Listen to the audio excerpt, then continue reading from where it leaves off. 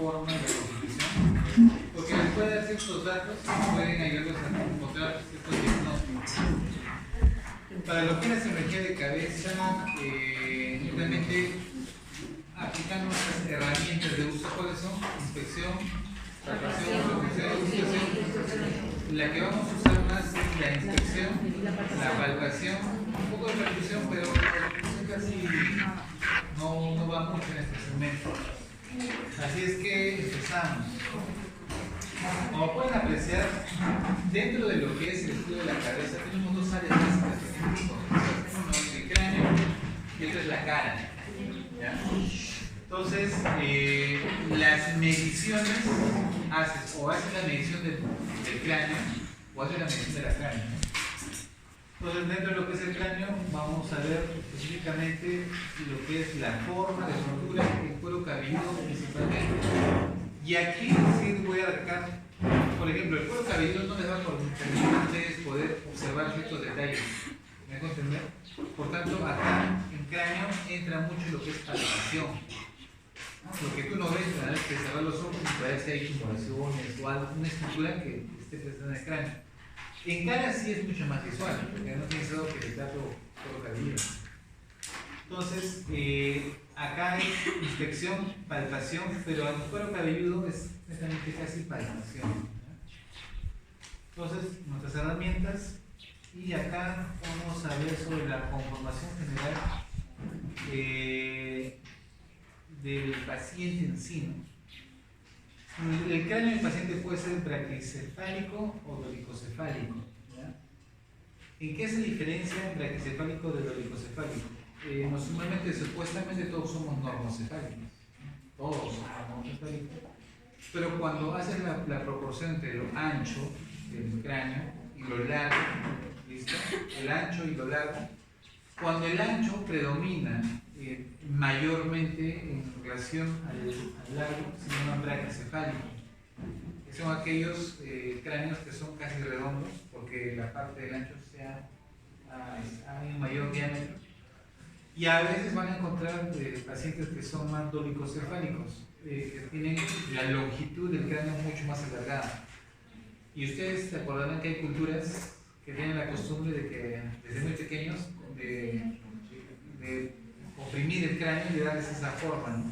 Claro, hay culturas antiguas legendarias que aplicaban eso.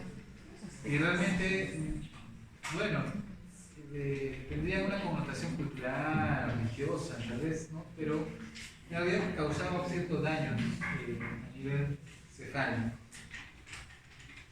Entonces, bueno, en este caso tenemos un niño que no ha logrado desarrollar exactamente toda la estructura. En función. Turricefal es igual que ¿Ah? turricefal. Turri. Es igual que braquicefal. No sabría decirte exactamente. Pero braquicefalia es el término que usamos en cuanto a dimensiones, ¿no? Turricefalia. No podría definirte si exactamente tendría la misma definición. Pero en este caso, solamente en longitudes de cráneo, cabeza, hablamos de braquicefalia y dolicocefalia, ¿no? Ahora, en el tamaño específico, tenemos lo que se llaman braquicefalia y dolicocefalia como tamaño, ¿ya?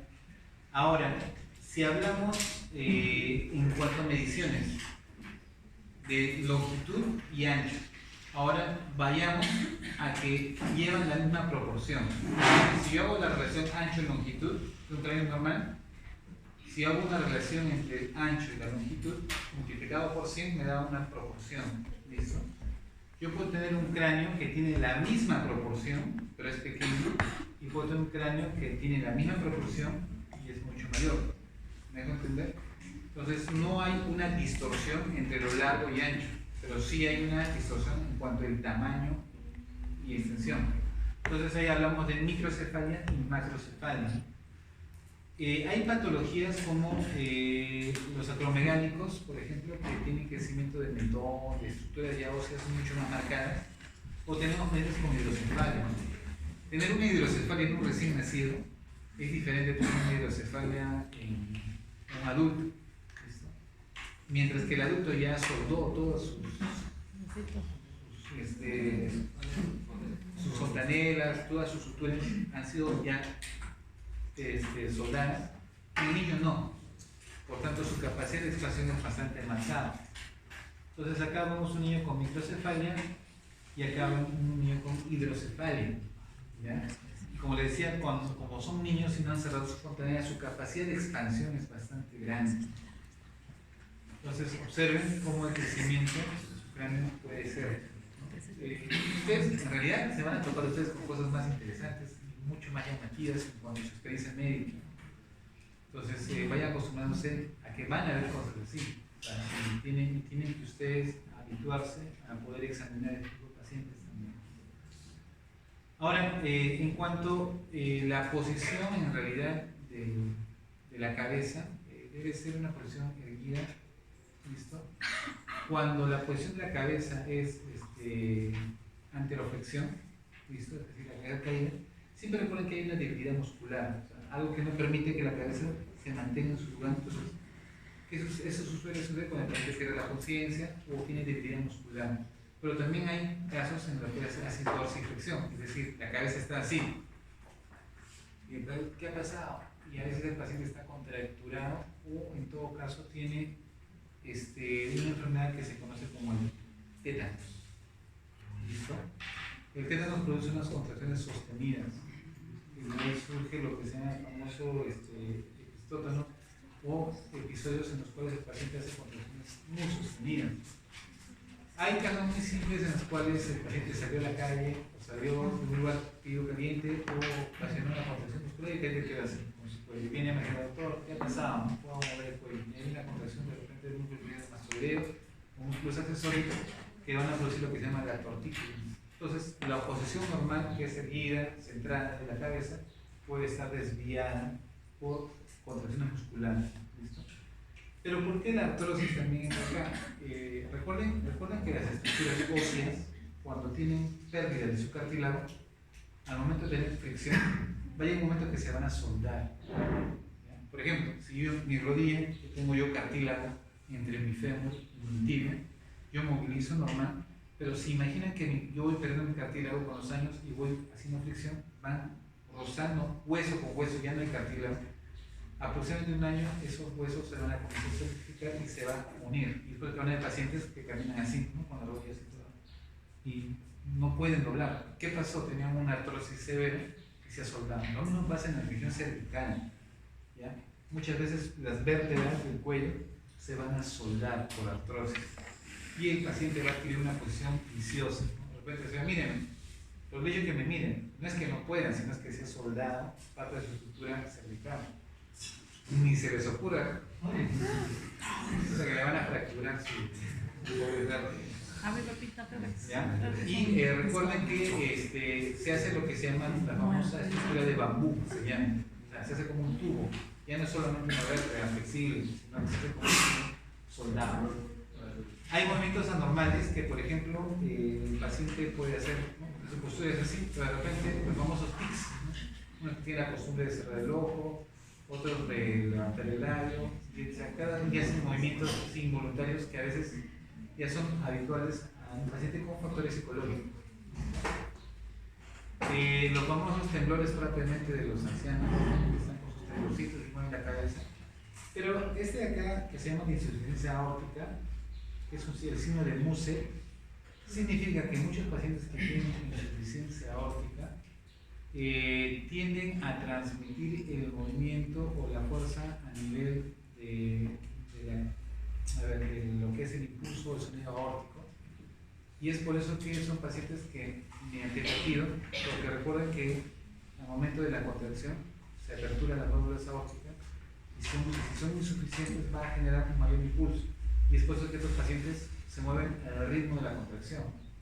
Están hablando contigo y están. Qué extraño, porque se mueven. Y justo le tomas el pulso y coinciden su movimiento de su cuerpo, de su cabeza, con los latidos cardíacos. Entonces, este paciente puede estar cursando con una insuficiencia aórtica, el signo de Musse. ¿Listo? Este es el famoso epistótono, ¿no? En la cual puede haber nacimiento por alteraciones la membrana la placa neuromuscular o alteraciones de conducción, o en pacientes que tienen, por ejemplo, tétanos, ¿no? Por eso que es importante que ustedes se vacunen contra el tétanos. ¿Por qué? Porque el tétanos es una enfermedad muy difícil de tratamiento. Es bien difícil revertir en el paciente. Porque así como sucede la contracción, hay una contracción sostenida del tórax y tu capacidad de respirar se pierde, tienes que entrar en ventilación mecánica, y son muy pocos los que salen de esta enfermedad. La mayoría fallece. Como todos están vacunando, ya no es muy frecuente ver tétanos. Que si logran verlo, bien, ¿no? Pero ya por las vacunaciones y campañas ya no se ve mucho tétanos, ¿listo? Y que lleguen a ese estadio tan avanzado de opistótono. La tortícolis, como pueden ver, contracción a veces del músculo esternocleidomastoideo que genera una posición viciosa. El otro que tienen que hacer la infección es el coronavirus, la calvicie y la alopecia. La calvicie es propiamente la herencia genética. O sea, si tu mamá tiene calvicie, pues el hijo también tiene calvicie.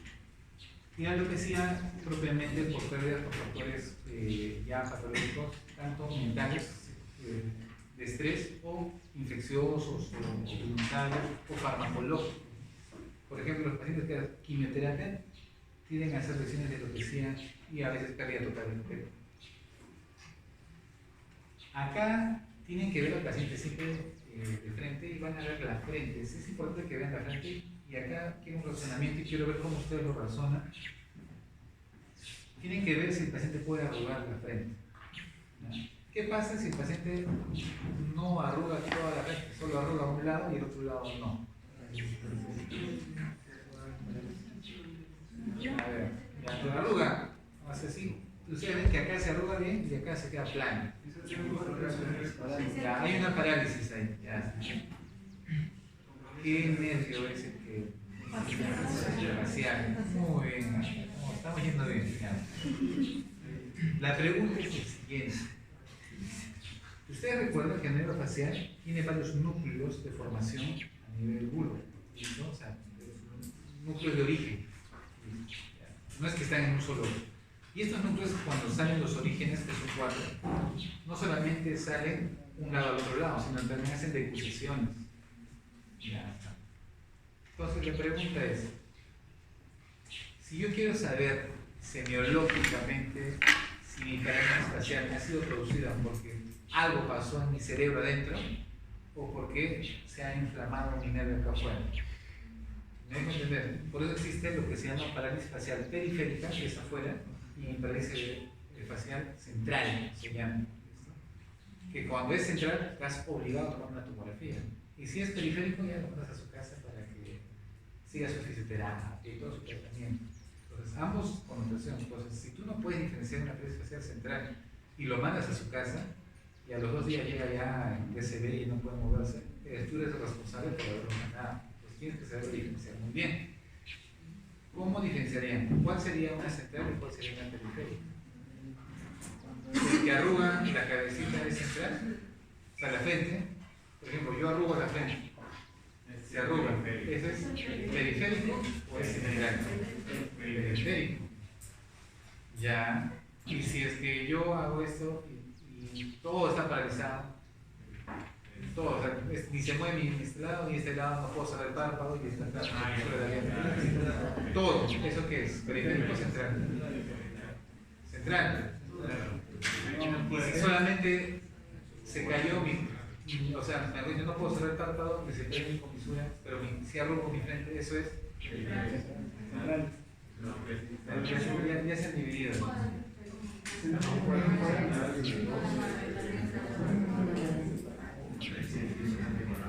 Ya, para que no se confundan. Imaginemos que esta luz, estas 4 luces de acá, cada uno tiene un cable diferente, ¿ok? Ya. Y cada cable que sale, lo voy a juntar en uno solo, aquí, toditos. ¿Listo? Y una vez que salen afuera, otra vez se dividen y cada uno va a ir a un lugar diferente. Mejor porque cada uno. ¿Qué pasa si yo corto aquí? ¿Qué va a pasar con todo esto? sea, un cable acá, un cable acá, un cable aquí, otro cable acá, todos se juntan en uno solo, pasan por acá, salen afuera y después todos los cables se vuelven a dividir los cuatro. ¿Qué pasa si yo corto aquí donde están todos? ¿Prenden? Ninguno, ya está. Una vez que están acá afuera, que vendrá a ser mi cara, y están inervados toda mi cara, y adentro está el cerebro, entonces la pregunta es, si se paraliza todo, eso es periférico. ¿Por qué? Porque todo el fajo nervioso facial se ha lesionado aquí. Cuando es central, se supone que afuera en tu cerebro está dividido la rama del facial. Por tanto, si un segmento del cerebro se ha lesionado, no significa que todo el cable está lesionado. Va a haber una parte que va a prender y otra parte que no. Me dejo entender. Por tanto, va a haber, cuando es central, tú vas a conservar todavía la capacidad de poder arrugar la parte frontal, pero no vas a poder la parte inferior. ¿Me dejo entender? ¿Ya? Entonces, sería bueno que repasen la parte de neurología. Les digo esto porque esto es lo primero que les preguntamos a los estudiantes cuando van a rotar. Defíneme qué es una parálisis facial periférica y central, ¿cómo lo explicarías? Y es sencillo, repasen la distribución de la parálisis facial y se van a dar cuenta a qué me estoy refiriendo. ¿Listo? Por tanto, una parálisis facial periférica del séptimo par es total. ¿Por qué? Porque todo el nervio que inerva se ha inflamado, el periférico, todo el nervio. Pero cuando es central, una parte del nervio, de la fibra, se ha lesionado, no es total. ¿Me dejo entender? Lo otro que tiene que ver también son las cejas, pero en lo que es cejas, bueno, no hay mucha información que les pueda dar. Antiguamente, en los pacientes que tenían sífilis, ya no tenemos los estadios, ¿no? Estadios tardíos de la sífilis, presentaban como un mixedema en la cual había alteración de la estructura de la ceja, se caían y se ponían unos rugosos. Pero eso ya no se evidencia y se dematizaban. No es evidente porque ya no tenemos pacientes con sífilis en este estadio, porque todo se trata. Desde que apareció la penicilina, de los antibióticos, nadie llega a ese estadio. Si llega a ese estadio es porque nunca usaron antibióticos. Entonces, para que recordemos la alopecia, ¿listo? La tarde. Lo otro que tienen que recordar, chicos, y a eso voy con respecto a la palpación, es que a nivel de cuero cabelludo pueden haber estructuras que tú no lo ves justamente por el cabello. Hay tumores que puede tener el paciente, ¿listo? Puede haber hematomas, y eso pasa mucho en ancianos. La otra vez nos trajeron un ancianito que comenzó a perder las nociones de las cosas, olvidarse, y sus hijos jamás se habían percatado que se había caído. El ancianito, como perdía la memoria, tampoco se acordaba que se había caído. ¿Me dejo entender? Entonces, señor, usted, y esa es la clásica de los médicos, solamente preguntamos, pero no examinamos todo. Señor, ¿usted se ha caído? No, todavía nunca me he caído. Paciente refiere que nunca se ha caído. Y de repente el ancianito tiene problemas de memoria, servida. Entonces ya ponen historia. El paciente pasa observación, sigue con el trastorno, y alguien por ahí se le ocurre examinar, vamos a ver, y hay un hematoma. El señor se ha caído. ¿Me dejo entender? Por eso es que tienen que hacer palpación de cuero cabelludo. Si son niños, evalúan lo que son las fontanelas. Si están las fontanelas deprimidas, no palpas, se han hundido las fontanelas, puede ser un niño que está deshidratado. Si tú palpas las fontanelas del niño y notas que están a tensión, bien elevadas y bien duras y no se deprime, ese paciente puede estar haciendo una meningitis. Ustedes recuerdan que en un niño recién nacido no vas a encontrar rigidez nunca, lo vas a levantar. El niño se pone rígido porque aún no controla las contracciones musculares. Pero si tú tocas la fontanela y está duro, ese paciente puede ser una meningitis. Y si tú no lo diagnosticas, ese niño se va a morir.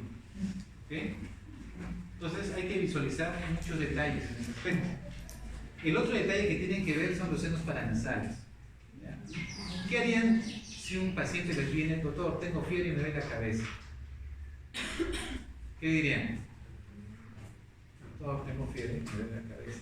Entonces, sus sentidos tienen que activarse. Es decir, una persona que le duele la cabeza y tenga fiebre, dos cosas. Pues que la fiebre le está produciendo dolor de cabeza, ¿me dejan entender? O lo que está produciendo la fiebre y el dolor de cabeza, hay un tercer acto que está produciendo ambos síntomas. ¿Me dejo entender? Puede ser una meningitis, que el paciente está con cefalea y está haciendo fiebre. Puede ser. Puede ser un paciente que de repente está con mucha fiebre, con 40 grados centígrados, que sus amígdalas están purulentas y le va a doler la cabeza. ¿Me dejo entender? Entonces, el signo de fiebre más dolor de cabeza es muy amplio y ustedes tienen que saber investigar. Pero si el paciente les viene con dolor de cabeza y hace ustedes le dicen, a ver señor, usted tiene moco verde, a veces tiene moco verde, en cantidad, y cuando se agacha, me duele la cabeza, sí, siento que cuando me agacho mi cabeza va a estallar. Estos pacientes están haciendo sinusitis, por tanto ustedes, como parte de su práctica semiológica, tienen que saber identificar los puntos de los senos paranasales. ¿Listo? Si ustedes quieren ver los senos paranasales frontales, o los maxilares o los esmoidales, van a tener que aplicar técnicas para palparlos. Uno de ellos es la percusión. Entonces, si el paciente ven que le duele la cabeza, ha hecho un poco de fiebre, no le duele la garganta, no hay nada de otros signos, y se agacha y le duele mucho la cabeza y cuando se pone erguido, se tranquiliza el dolor, hagan la maniobra. Usarán percusión a nivel de la parte frontal y los senos maxilares, golpeen. Y es interesante que cuando esté inflamado, duele. Tocas y duele muy intensamente y el paciente retira la cabeza porque el dolor es inmenso. Otros son mucho más contundentes. Entonces, agarran, toman de oro y comienzan a apretar. Agarran el cráneo y apretan. Agarran y apretan y apretan y les produce un dolor mucho más marcado. Entonces, es interesante que lo hagan. Cuando les contaré un caso clínico en el cual nos llegó un paciente de fiebre de origen desconocido, el famoso FOD. Y como todo protocolo de fiebre de origen desconocido, empiezas con lo básico y vas buscando otras causas. Hicimos ecografía abdominal, que por ahí tiene un absceso, que está comenzando a tener un foco neumónico, vamos a ver laterales, todo hemos buscado todas las enfermedades y todo salía negativo, solamente demoraba, salía positivo en el aspecto de que hay un cuadro inflamatorio. Le hemos iniciado tratamientos antibióticos y no funcionaban adecuadamente. Entonces, la pregunta era qué estaba pasando con el paciente. Así que alguien se le ocurrió hacer un examen más detallado, lo registraron al paciente y comenzaron a buscar lesiones y ya detectaron los ejemplos y no sé que la punta del seno maxilar derecho, el paciente grita de dolor. Entonces le hace una tomografía y se ve que tiene un absceso en el seno paranasal. Entonces, cuando viene el otorrino a dar una hoja y realmente está cruenta, entra por la nariz y rompe huesos, entra y saca y salió pus. Una vez que drenamos, como dice, todo absceso drenado, la fiebre cayó. Entonces, tuvo casi una semana. Entonces, para que veas que cuando tú vas a investigar algo, tienes que usar todas tus herramientas para encontrar el diagnóstico. Y a veces te confías y dices, no creo que sea eso, ya, lo dejas escapar, estás buscando por otro camino, y al final había sido lo que tú inicialmente pensabas que no era. Después de eso, vamos a los ojos y tienen que visualizar los párpados, las conjuntivas palpebrales, pulvares, el globo ocular, la córnea y las pupilas. ¿Listo? Entonces acá podemos apreciar un ojo normal, los párpados, con las pestañas adecuadamente implantadas, no hay signos de flebosis, ¿no? Con las escleras blancas, ¿no? Y sin lesiones o pérdida del brillo a nivel de lo que es la pupila en la parte inferior. Entonces, cuando son a eso, ustedes tienen que ver en el párpado edema. Si ustedes ven un paciente con edemas en los párpados, tienen que recordar que este paciente está teniendo un problema sistémico. Hay algo que está haciendo que se edematice. Primeras causas, filamento óptico, problema renal o un problema de insuficiencia cardíaca que hace que retengan sistémicamente líquido. Otra causa es alergia. ¿Quién de ustedes es alérgico a los años? Ya, pues, tengan mucho cuidado los pacientes que son alérgicos a los años. Muchos que son alérgicos a los años, a veces tú te olvidaste de preguntar si era alérgico, y ya pongas esta ampolla. El paciente va, se coloca y ahora lo regresa con los ojos cerrados, inflamados, edematizados los párpados. Dice, doctor, yo soy alérgico al metanizol. Me han hablado. ¿Listo? La blefaritis propiamente es la causa de inflamación de los párpados que puede ser infecciosa o puede ser inflamatoria. El ectropion y el entropion. Ectropion es aquel en el cual el párpado, en vez de mantener su estructura, cuelga y toda la que es la conjuntiva interna se expone. ¿Listo? Y el ojo está enrojecido. Entonces, y el entropion, todo tu párpado con las pestañas se meten para adentro. Entonces es bastante fastidioso, ¿no? Muchos pacientes vienen, doctor, ¿no? Me fastidia, no puedo leer, no puedo... ¿Qué ha pasado? Se han metido, todo mi párpado se ha metido para adentro. Y eso le pasa normalmente a los ancianos. Acá pueden ver, por ejemplo, un entropion, ¿no? Donde ven cómo el párpado se ha introducido y cuando se introduce crónicamente se pierden las pestañas. Y acá muchas veces el oftalmólogo tiene que operar para recuperar la estructura normal de su párpado. Otra cosa que tienen que ver para avanzar es la imposibilidad de levantar el párpado. Por ejemplo, las famosas ceptosis. Recuerden, chicos, que la ceptosis es parálisis del tercer párpado. Ya hemos quedado eso. Entonces, muchas veces hay parálisis del tercer párpado. Puede ser también periférico o puede ser central. Es importante también. Acá sí es más difícil poderlo definir.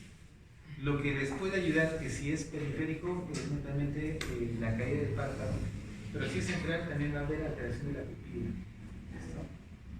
El blefaroespasmo netamente es contracción muscular del párpado, ¿no? Que justamente va a generar esa caída, ¿no? A nivel, y vamos a tener una ptosis, ¿no? El síndrome de Bernard-Horner netamente es una patología, no sé si han visto algunos pacientes que andan como los párpados caídos, ¿no? O sea, para mirarte hacen así, y ellos ya tienen esa estructura ya propiamente de su enfermedad, ¿no? Y es una ptosis parcial, no es total, ¿no? También hay lo que se llama anamiosis, enoftalmo, anhidrosis, ¿no? Pacientes que no pueden secretar nada de secreción lagrimal y tienen los párpados secos. Entonces acá tenemos una ptosis, acá tenemos una ectosis. El lagoftalmo, a ver, la pregunta es, ¿un paciente con parálisis facial de séptimo par puede cerrar el ojo? Séptimo par, no puede cerrar el ojo porque está paralizado. ¿Qué pasa con el ojo cuando no se cierra? Con el párpado, ya, ¿qué se hace acá? La córnea, todo el tejido epitelial del esclero. ¿Y qué sucede como mecanismo de defensa? ¿Qué hace el ojo? Produce más lágrimas, por tanto se produce lo que se llama el lagoftalmos. Es decir, es un ojo que produce excesiva cantidad de lagrimeo y se acumula, puede ser en lago, como un lago se acumula bastante bien, se irrita el ojo, pero a consecuencia justamente de esa lesión y agresión del ojo. Y también lo ven con enfermedad tiroidea se puede dar. Por eso, cuando ustedes tengan un paciente con parálisis facial, ¿qué tienen que hacer para ayudar a que no se lesione? ¿Qué harían ustedes? Se pueden dar gotitas artificiales, ¿no? Ya que no puedes cerrar, échate tu gotita de cerrar un ratito para que humedezcas tu ojo.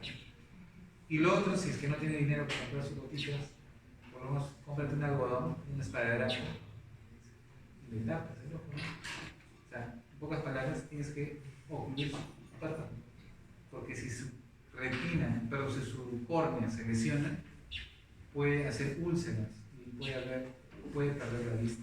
Por eso hay que tener cuidado también. Las famosas santelasmas. Los santelasmas son acúmulos de tejido en epitelio, tejido graso, o también se conoce como tejido de contenido de colesterol. Entonces, con la edad, muchos pacientes pueden desarrollar ello, especialmente los que tienen exceso de producción de colesterol o tienen colesterol muy alto. Entonces, ustedes sean muy perceptivos y van a ver, si tienen un paciente que tiene estas lesiones, fíjense sus niveles de colesterol. Acá también tienen los santelasmas. Lo otro que tienen que visualizar son las blefaritis, que es inflamación de los párpados, específicamente en las zonas de inserción de los folículos de las pestañas. ¿Listo? Cuando ustedes tienen una inflamación a nivel de la glándula del meibonio, ¿ya? Las glándulas del meibonio que están más internas de las pestañas, en la parte interna, se produce una inflamación.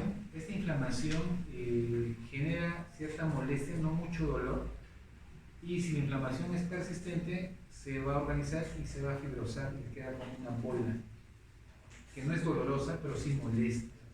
Es como que tuviese una piedra permanente ahí. Y fastidia, porque está ahí. Tú quieres sacarlo, pero no lo puedes sacar porque es parte de tu párpado. Eso se llama chalacia. Cuando la lesión se produce a nivel de los folículos pilosos y se infecta y se pone rojo, flogósico, doloroso a la palpación, muy doloroso, eso se llama orzuelo. ¿Ya? Y la dactiocistitis es cuando hay inflamación justo del conducto lagrimal. Se inflama, se infecta y eso se llama una dactiocistitis.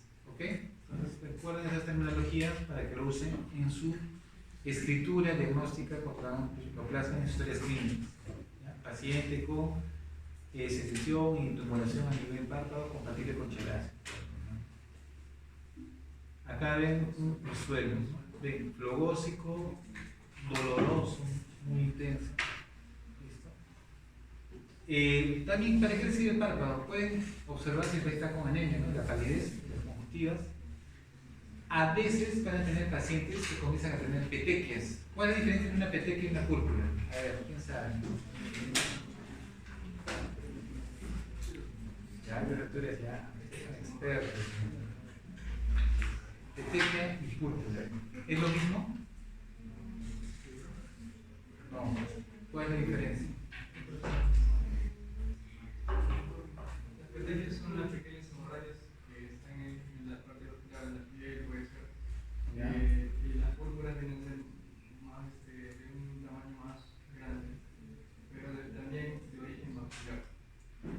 Claro, las petequias son menos de 2 milímetros. Y más de 2 milímetros ya se considera como lesiones purpúricas. En pocas palabras, la formación es la misma, solamente es el tamaño.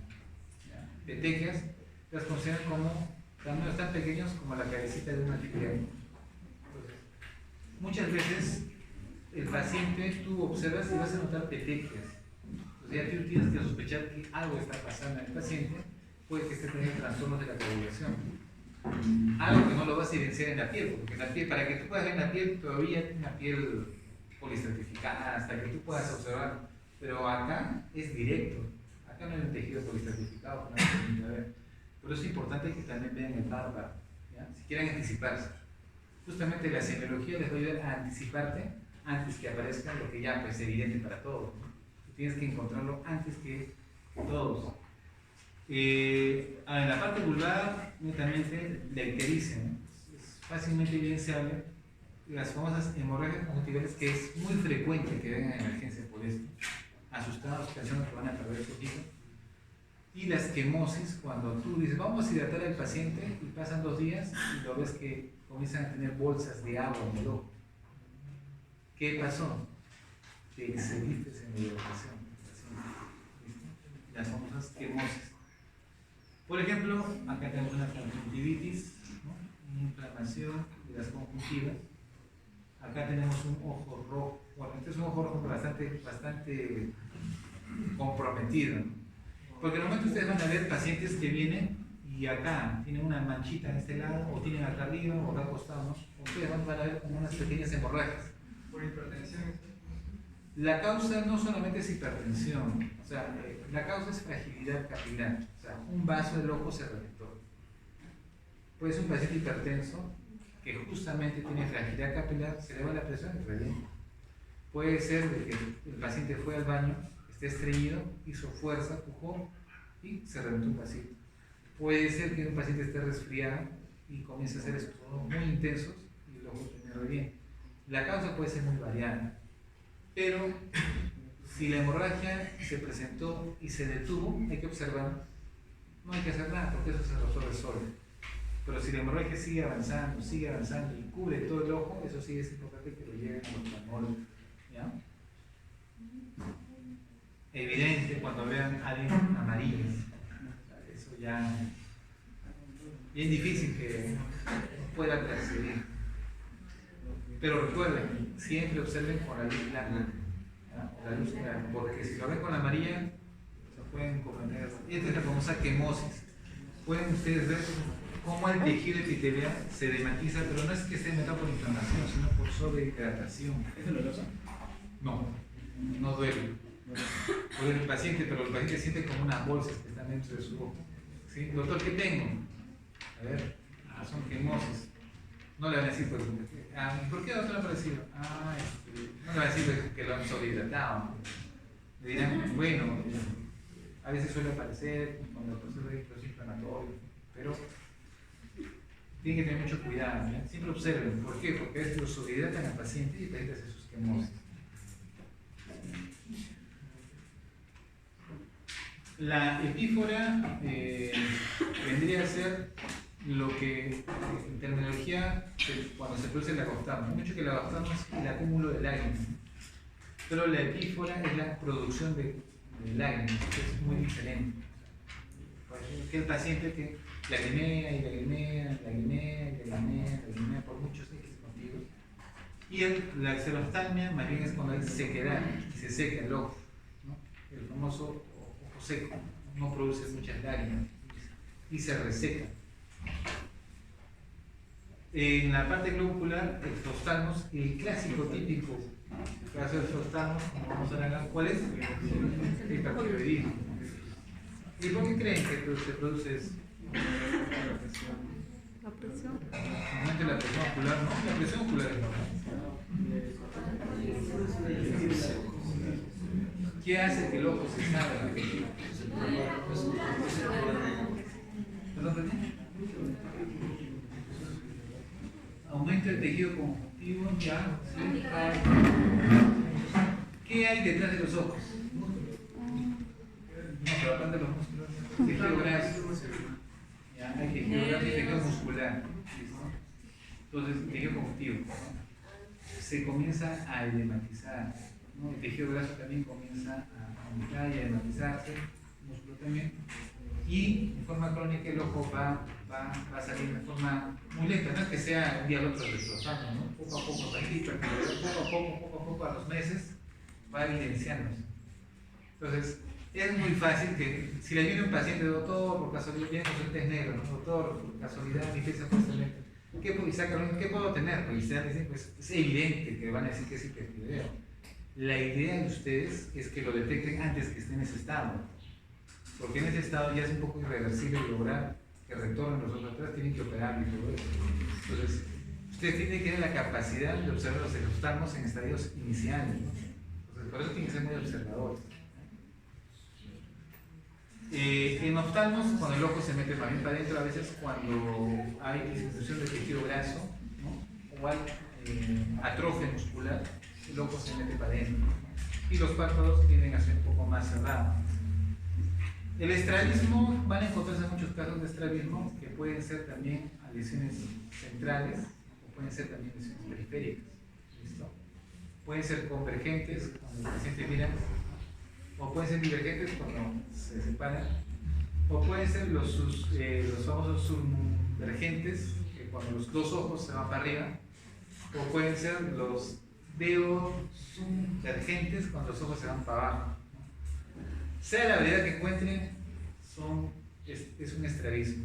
La causa, cuando hagas semiología neurológica, es bastante interesante cuando tú haces la semiología de los estrabismos. En pocas palabras tienes que encontrar dónde está la lesión, a nivel cerebral o periférico. Entonces acá, por ejemplo, tenemos un estrabismo convergente. Acá, lentamente, solo un ojo nomás está desviado, pero el otro ojo con tendencia también a mirar al mismo lado. Y acá tenemos un subvergente, ¿no? Que comienza a mirar para arriba, a los ojos. El otro son los movimientos oculares, ¿no? La diplopía netamente es cuando yo pierdo la capacidad de observar una misma imagen y mis ojos han perdido la capacidad de poder enfocar un solo objeto y darle una sola forma, y un ojo se desvía y el otro ojo se desvía y comienzo a ver dos imágenes separadas. Entonces tú dices, doctor, ¿qué pasa? No veo uno, veo dos personas que se separan. Y esto suele usar por problemas centrales o por agotamiento muscular. Eso le va a pasar mucho a las personas que están viendo su celular constantemente, están ahí mirando una película, están observando. Tanto es la contracción, tanto así que a veces se olvidan de parpadear y les da, terminan de ver, hasta que cierran los ojos porque les arde, tanto de haber mantenido la visión sin parpadear, porque estaba tan interesante, están bien, pero lo menos parpadeen, cierran los ojos, que descansen un rato el ojo.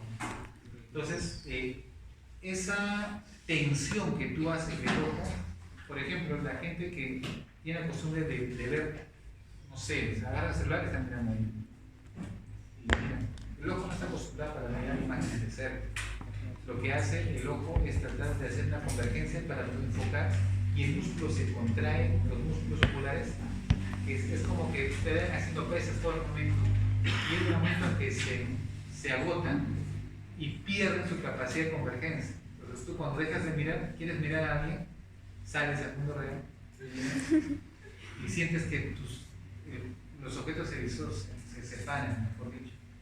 Entonces puede ser también por cansancio muscular. El nistagmus son movimientos rítmicos en un solo sentido del globo ocular, en una sola línea. Pueden ser horizontales o verticales. También se escriben oblicuos, pero los más principales horizontales y verticales, en el cual el ojo hace un movimiento repetitivo. El nistagmus que ustedes pueden ver es cuando están en el carro, un carro que sea de alta velocidad y hay postes. Entonces tú comienzas a ver los postes y haces, sigues. Tú miras un poste y vas viendo los postes y tu ojo va haciendo esto. ¿No? Eso es un nistagmus por funcionalidad. Una forma de producir un nistagmus, si quieren ver cómo es un nistagmus, o sea, si unos compañeros se ofrece voluntario, es agarrar agua helada, más helada posible que pueda, ponen un embudito en el oído y le echan el agua.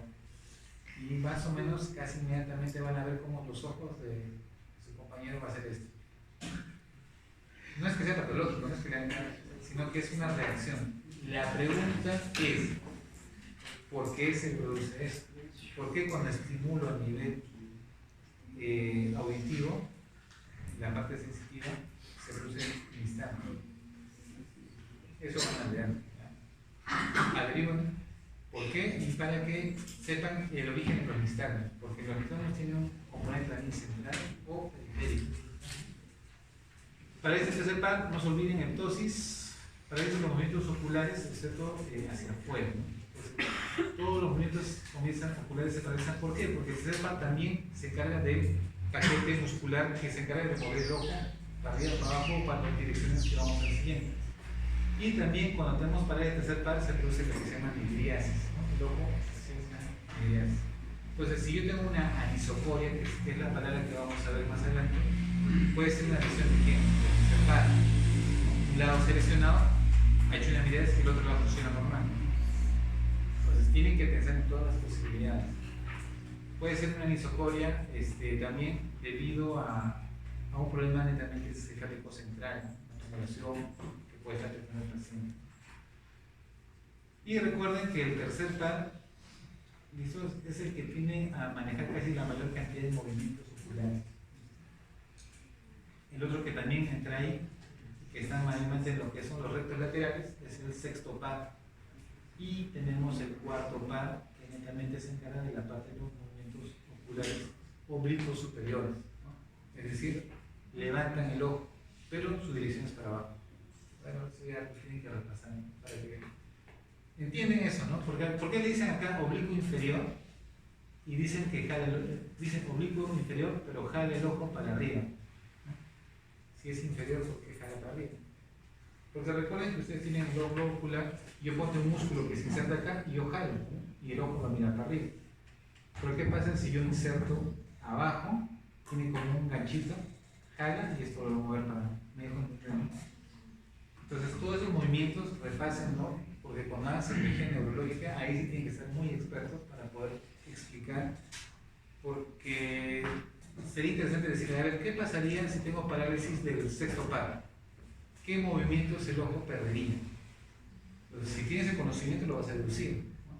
Pero si no lo tienes, le vas a caer ahí. La córnea, chicos, también hay que observar la córnea, si es transparente o hay una falsificación de cristalino, y eso se llama cataratas. Recuerden, cuando la córnea, específicamente a nivel de la pupila, en la parte interna, ven como algo algodonoso, esa es una catarata. Muchas veces a nivel periférico de lo que es el iris, van a notar ustedes un halo senil, o también el famoso anillo de Kaiser-Fleischer, que es un halo dorado, por acúmulo de cobre, que se intoxicaban por cobre, o leucomas, que son como manchas blancas, como de pus, que se depositan en esta zona y caen por precipitación. Y es un blanco que aparece a ese pus, y eso se llama leucomas.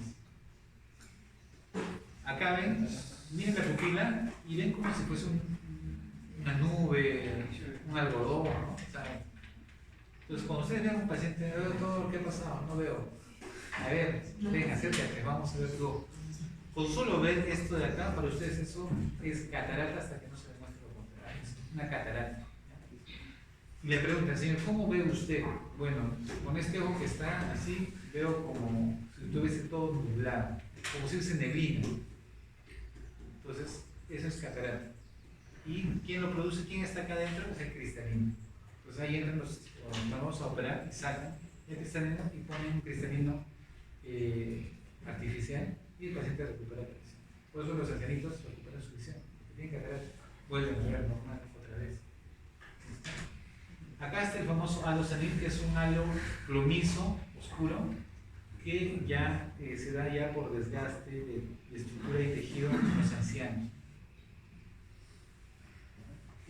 La isocoria, como hemos dicho, cuando hay simétrico en las pupilas, pero también hay anisocoria. Uno puede estar en midriasis y este puede estar normal, o este puede estar en miosis y este puede estar normal. Es decir, pero la idea es que hay una simetría entre ambos.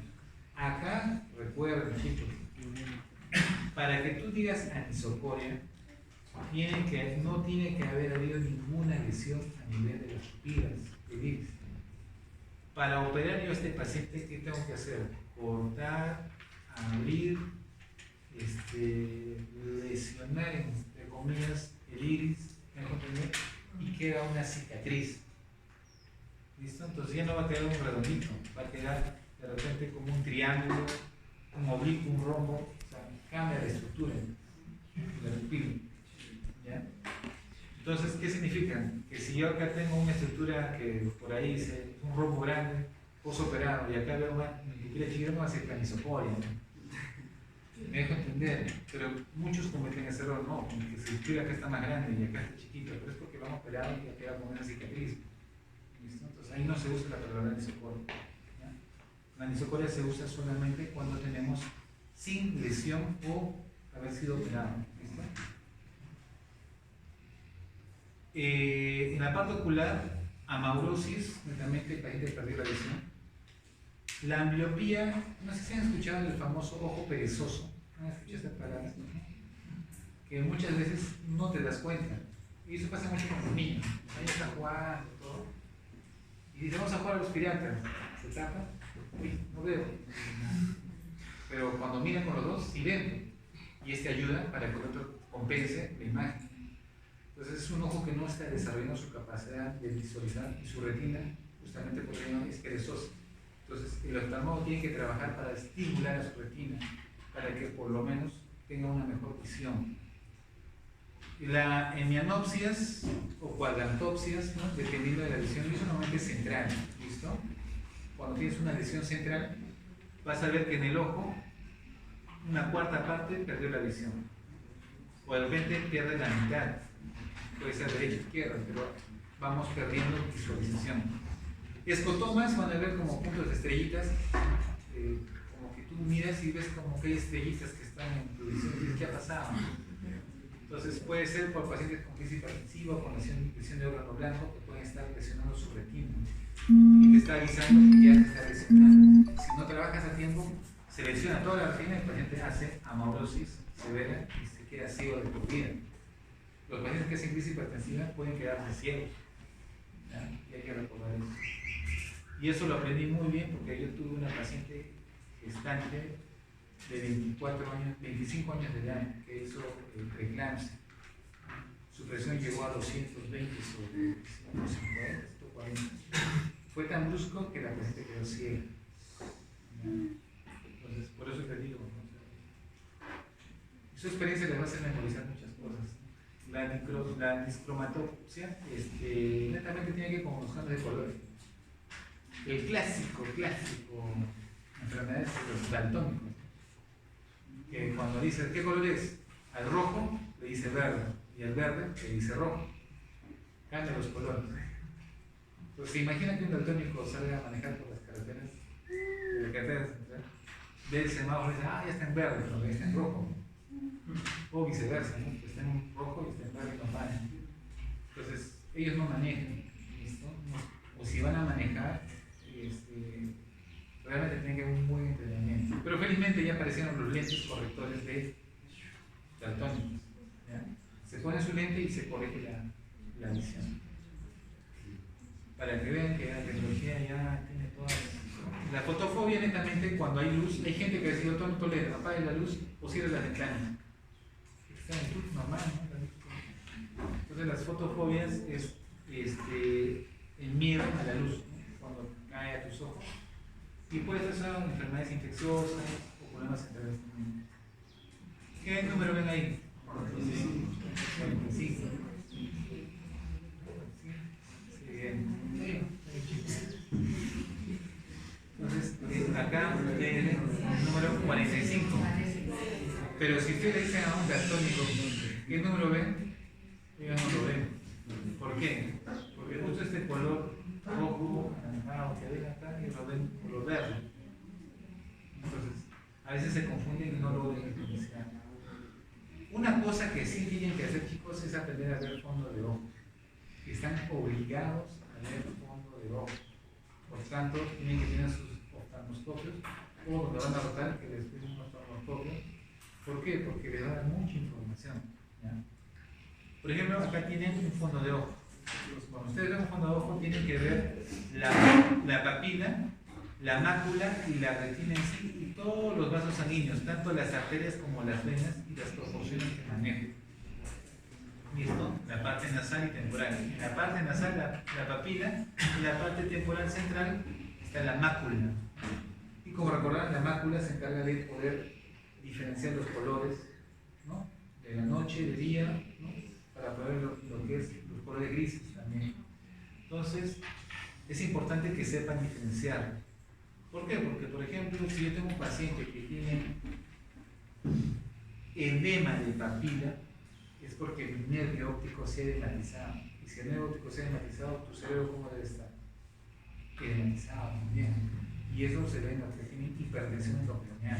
Pues si tienes un paciente y dices, doctor, quiero saber si tiene hipertensión endocrinal, bueno, hasta que le mandes la tomografía y veas la tercera estructura del dale un fondo de ojo. Y si ves que ya no se ve la papila, porque la papila se ve así, bien delimitada, y ves que ya no se ve la delimitación, ese es un edema de papila. ¿Ya? Están obligados justamente a aprenderlo porque les va a ayudar mucho en sus capacidades diagnósticas. En la parte de la nariz, bueno, netamente la estructura, ¿no? La nariz se sigue de montar, ¿no? Una nariz que no hay mayor ensanchamiento en la parte superior, hay una concavidad bien marcada en la parte nasal. La adenofima netamente es destrucción de la estructura normal de la nariz. No sé cuántos de ustedes han escuchado de la UTA o la leishmaniasis. ¿Han visto la foto cómo se destruye el cartílago nasal? Se hace como una estructura muy arrugada, alterada. Entonces, eso. También ver el alenteo nasal. Doctor, el niño está, o este paciente está tranquilo y comienza a ver que hace un esfuerzo. Por los niños, para poder respirar, hacen que sus fosas nasales se expandan mucho más, hacen un alenteo nasal. Bueno, la ocena netamente tiene que ver con la sequedad. Sus fosas nasales están secas, doctor. Siento que todo se pega en mi nariz, no tengo secreción, se seca todo en mi nariz. Epistaxis cuando hay sangre. Y bueno, las formas, estructuras que muy variadas que podemos tener. Entonces acá pueden ver la punta la columela, que es la parte central, el vestíbulo, la parte, justamente el orificio, la narina, como pueden ver aquí, ¿ya? Y el puente. Y acá pueden ver una lesión verrucosa y ese es un cáncer. ¿Ya? Entonces, ustedes cuando vean lesiones en nasales no debería haber lesiones verrucosas, no debería haber. Pero si acaso aparece una lesión, eso es cáncer hasta que no se muestra lo contrario. Puede ser un carcinoma epidermoide, ¿no? Y cuando aparece en cara puede ser un problema vasocelular y esos son de mal pronóstico, ¿no? Y así aparecen, así debutan con su cáncercito en nariz y después ya salen las complicaciones por cáncer avanzado. Bueno, acá ven la famosa nariz sencilla de contacto, pueden medir ensanchamiento aquí, no hay concavidad. Acá está la rinofibra, ¿no? Alteración de la estructura cartilaginosa y estructura de la nariz. Otros pacientes que pueden presentar también son los alcohólicos crónicos, ¿no? Que a veces ya la nariz se pone roja y se altera su estructura. También puede ser, o los que tienen rosácea, los pacientes que tienen rosácea van a ver su cara es roja, tipo papaya, y su nariz comienza a alterarse. Entonces, cuando vean esto tienen que pensar, ¿no? Puede ser infecciosa, puede ser una rosácea, entonces tienen que buscar sus sustitutos.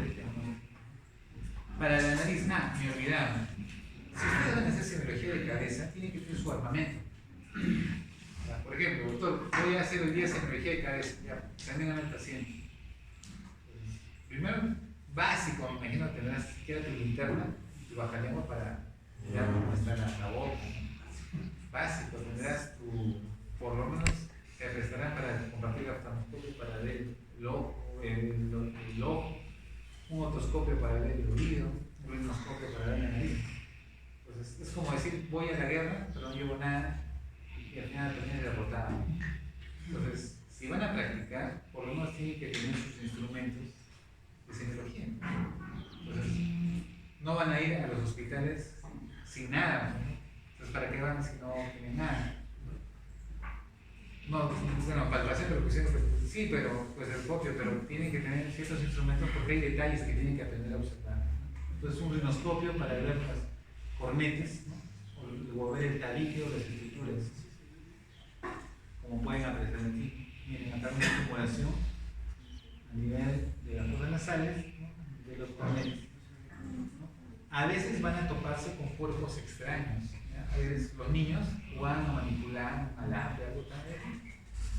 Se mete un objeto adentro y ellos a veces, cuando son niños, no avisan, no me duele, dicen de rinorrea, purulenta, después sale, purulenta, le dan tratamiento antibiótico, mejora un poco y sigue saliendo a las 2 semanas, todo, no sirve lo que me ha dado. A ver, cambiamos de antibiótico, uno más fuerte.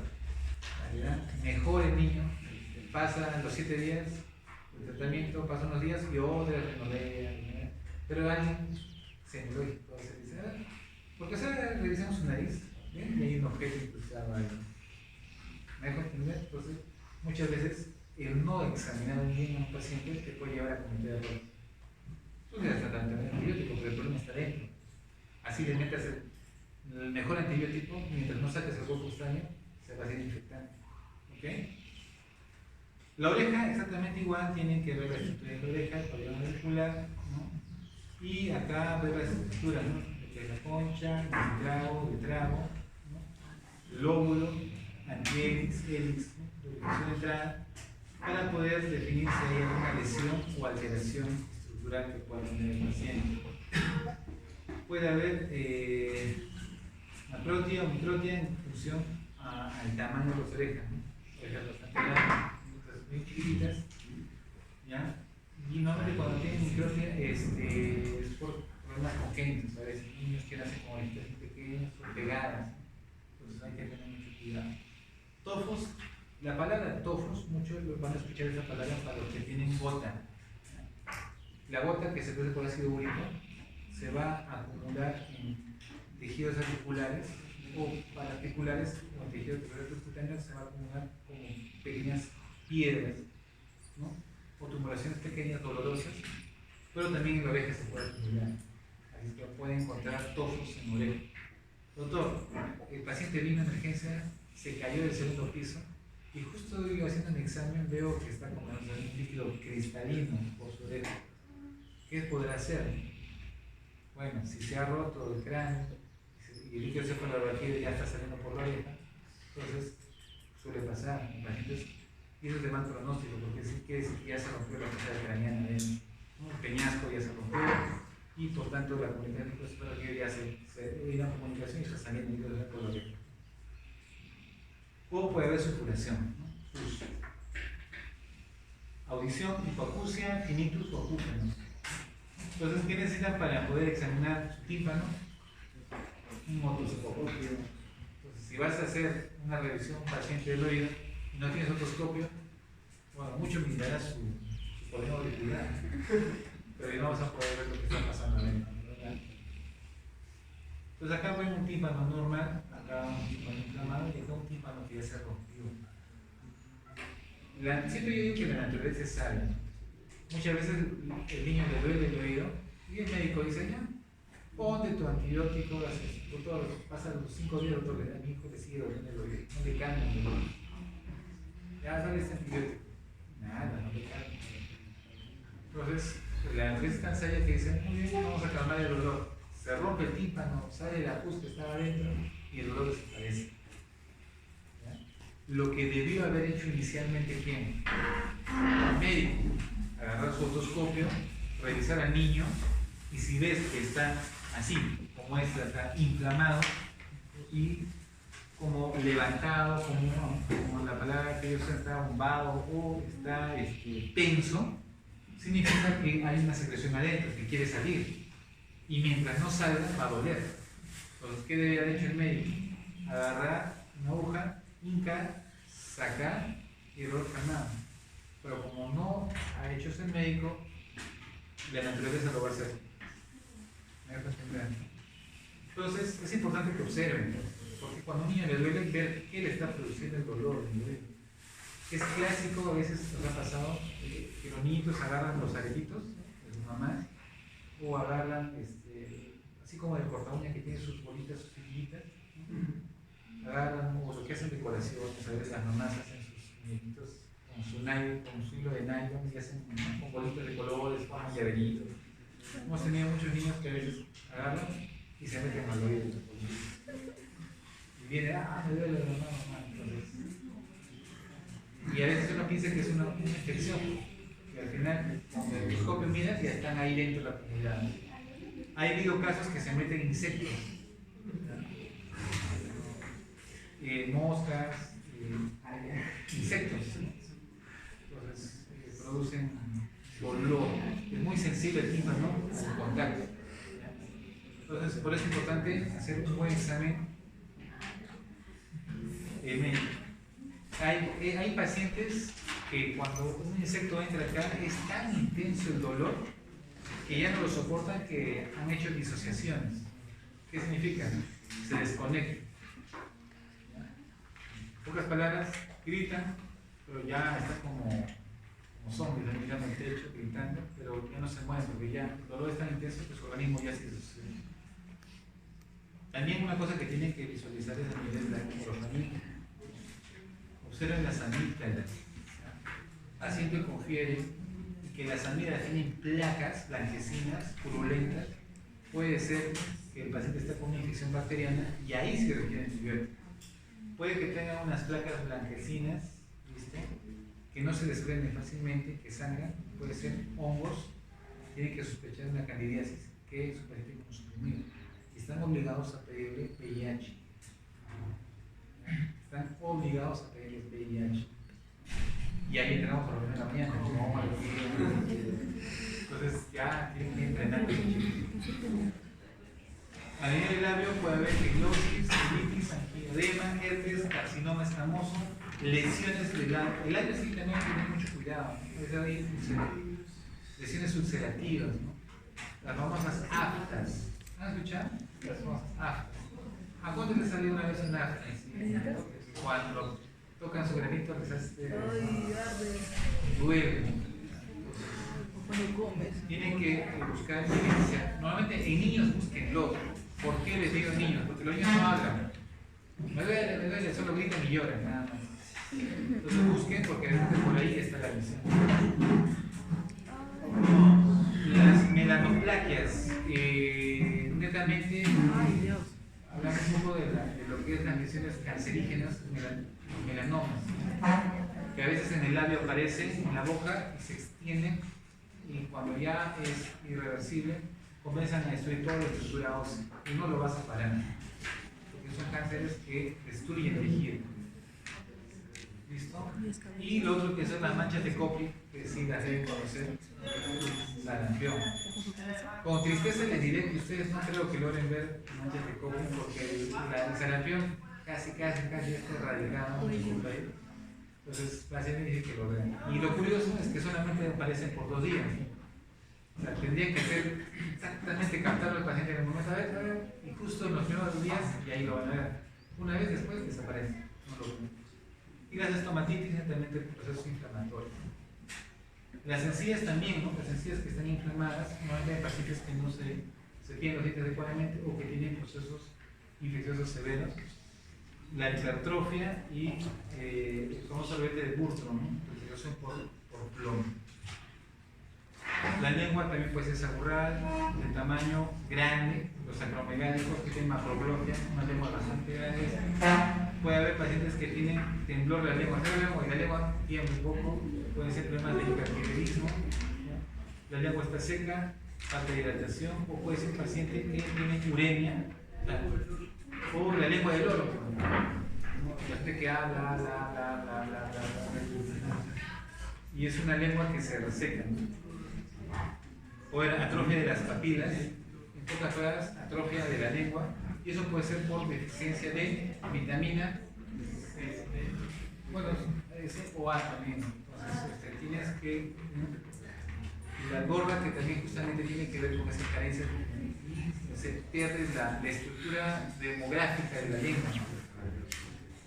Como pueden ver, una lengua normal, lo otro es cuando hagan la prueba de los sabores, también pueden hacer, ¿no? Que distingan los sabores, donde se detectan los sabores salados, amargos, dulces, o van a tener lesiones ulcerativas, inflamatorias, infecciosas a nivel de la lengua también, dolorosas, o el papilar, ¿no? Ven la estructura geográfica normal de una lengua.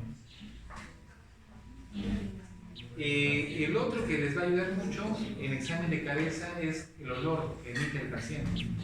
Si le digo a un paciente y tú te acercas, señor, ¿qué ha pasado? Y el olor que te emana es a manzana, es una situación de diabetes. Si les viene y el olor es amoníaco, es una falla renal. Si es un olor rancio, una infección hepática, alcohol. Y si huele a almendras, eso es cianuro. O sea, lo han intoxicado, quieren matar al paciente. Claro, el cianuro es veneno. La boca parece gorrea, hay que ver la parte de la faringe y también ver la dentadura. Es importante, porque a veces el paciente viene por fiebre y es porque tiene un absceso dental, ¿no? Tienen que ustedes ser muy observadores. ¿Ya? ¿Qué les parece esto? ¿Ya? ¿Qué es eso? Eso le va a pasar, ¿eh? Ustedes van a ver, pueden examinarlo, ¿no? Abre la boca y se van a quedar ahí. ¿Y esto qué es? Entonces irán a su libro, compararán con internet, ¿no? Como pueden ver, estas son las amígdalas que están hipertrofiadas, infectadas y con secreción purulenta, ¿no? Tipo absceso. Lean lo que se llama la famosa angina de Vincent, que es una infección severa de la garganta que puede comprometer la parte posterior de la faringe y puede hacer lo que le llamamos destrucción de tejido infeccioso.